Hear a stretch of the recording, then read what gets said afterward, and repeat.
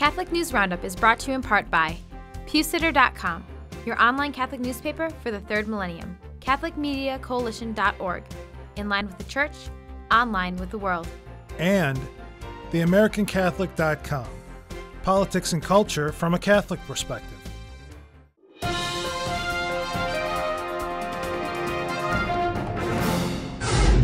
Hello and welcome to today's edition of Catholic News Roundup. I'm Michael Voris.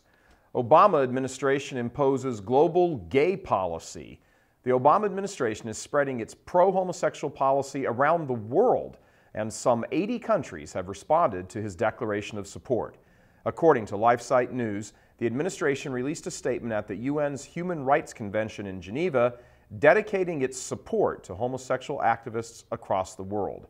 Vatican Archbishop Silvano Tomasi pointed out that human rights are a poor pretext for forcing international acceptance of homosexual practices.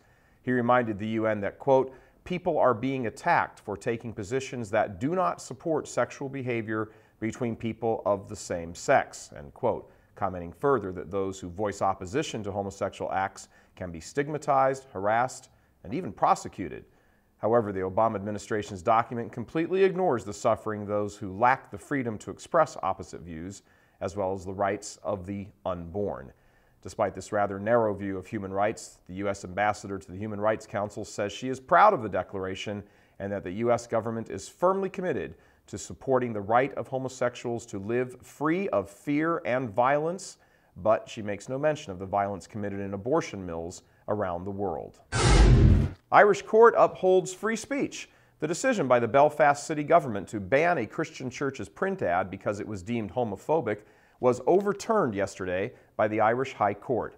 The advertisement featured the positive message that those living a sinful life should repent, with a particular reference to the homosexual lifestyle.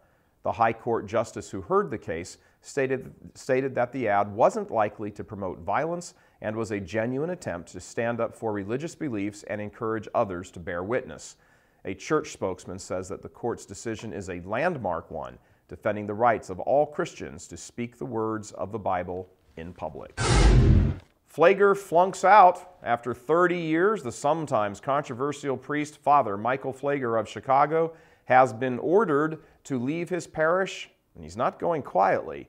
As the pastor of St. Sabina's in Chicago, Pfleger is well known for his many public racist comments directed at whites and unusual associations with African American civil rights leaders, not to mention his bizarre liturgical practices. Some say moving Pfleger from his parish is long overdue, as his superiors often find him disobedient, criticizing church teaching in areas such as women's ordination and social justice. Father Pfleger has told his parish that he would rather stay at St. Sabina's, but that what happens next is in God's hands. The Archdiocese of Chicago has yet to announce Pfleger's next assignment. Stay with us, back in just a few seconds.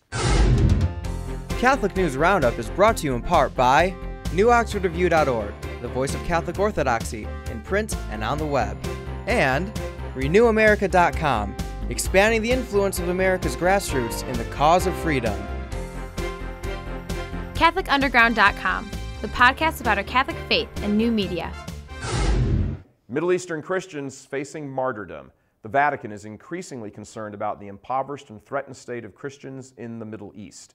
In a recent interview on Vatican Radio, Cardinal Sandri expressed his sorrow for Christians living in the region, saying, quote, the most disturbing sign is their inexorable exodus and the sorrowful tendency of Christian emigration, which impoverishes the entire area, draining it of the most vital forces constituted by the young generations, end quote. The Cardinal also expressed the Vatican's desire to better the treatment of Christians in the region as they face persecution, violence, and in some cases, martyrdom.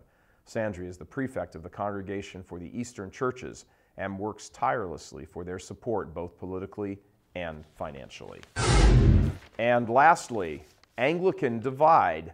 The generous offer of Pope Benedict XVI to Anglicans around the world has produced some unexpected consequences for one faith community. The traditional Anglican Communion, or TAC, was originally formed in 1991 to separate themselves from the Anglican Communion, the Church of England, because of the acceptance of women's ordination and homosexuality. Though the Anglican Ordinariate has embraced Church of England clergy and laity by the hundreds, the traditional Anglican Communion has had little to do with the arrangement. While some remain hopeful that Cardinal William Leveda, the Pope's representative in these matters, will be able to reach some agreement with the Anglican Church in America, it appears that little progress has been made even with the guidance of their Archbishop, John Hepworth.